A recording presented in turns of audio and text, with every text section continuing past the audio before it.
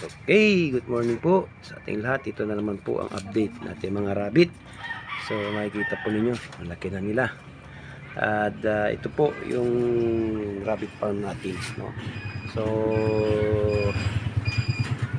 isang po na ito mahigit itong mga rabbit natin. Tapos ito naman ang may anak din na lima. Ito si Gray, yung kanina si Puti.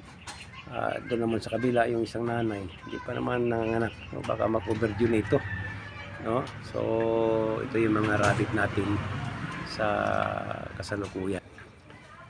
At ito naman yung mga rabbit natin, no? Sa babae din ito. Yan, pinapakain natin. Ito lalaki to. Yan, ito babae din yan. Pinapakain natin katapos na nilang kumain. Yan, ito si Puti. Dito makikita po ninyo ang mga rabbit natin.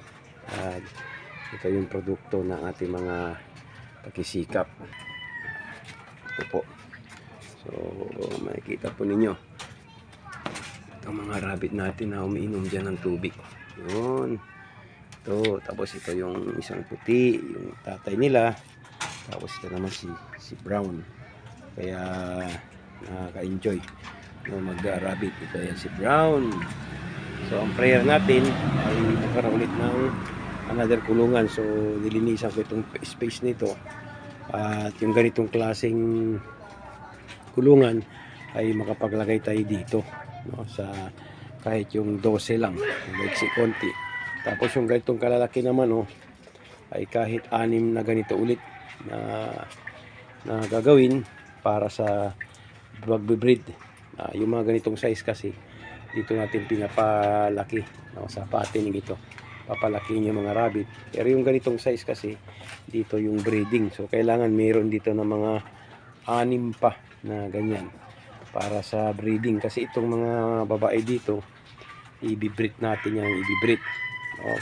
Paramihin natin ng paramihin yan para makapag-start tayo ng tinatawag natin na rabbit meat, no? Yung mga karne, dahil makakaroon na rin dito ng mga restaurant, no?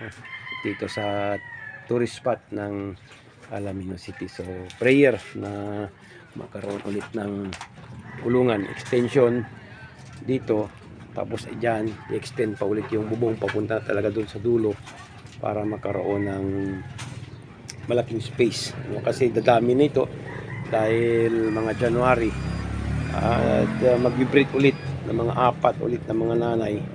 So dadami, pero ang dadamihin natin ito mga lahi ng puti, kahit di kulay sila,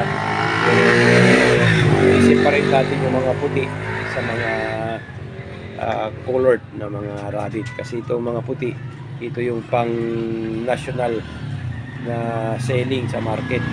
Ito mga ganitong kulay, ito yung sa mga local lang dito binibenta natin kilo-kilo. So ito lang po mga